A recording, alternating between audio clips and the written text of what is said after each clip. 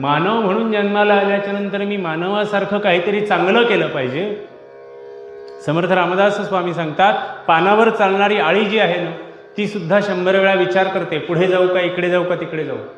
पर्णाळी पाहोनी उचले, जीवसृष्टी विवेके चाले, पुरुष होऊनी भ्रमले, यासी काय म्हणावे.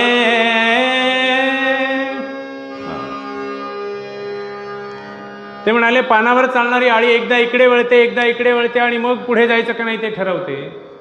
पण माणूस म्हणून मला माणसासारखं वागण्याची बुद्धी होते का आजच्या काळामध्ये?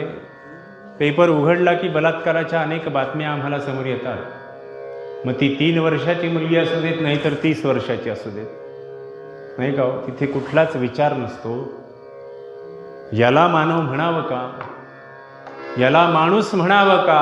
याला नर म्हणावं का? कुठे शिवाजी महाराजांचा आदर्श आमच्यासमोर, ज्यांनी कल्याणच्या सुभेदाराची सून साडी चोळी देऊन बळवली, आणि कुठे आमचं हे कृत्य की जे आम्हाला आमच्या संस्कृतीला लांछनास्पद ठरावं, इतकं वाईट हे कृत्य.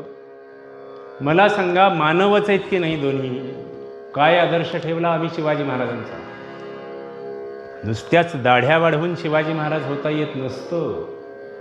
चांगली कृती करावी लागते, तेव्हा छत्रपती शिवाजी महाराजांसारखं नाही, सारखं तर नाहीच. त्यांच्या पायाजवळ बसण्याची पात्रता सुद्धा निर्माण होईल का नाही सांगता येत नाही म्हणाले. बरोबर आहे की नाही? मग अशी कृती मला मानव म्हणून करता आली पाहिजे. मग ही कृती म्हणजे नेमकं काय? बुवा मघासपासून सांगताय तुम्ही, ही कृती म्हणजेच ध्येय आहे, लक्षात ठेवा.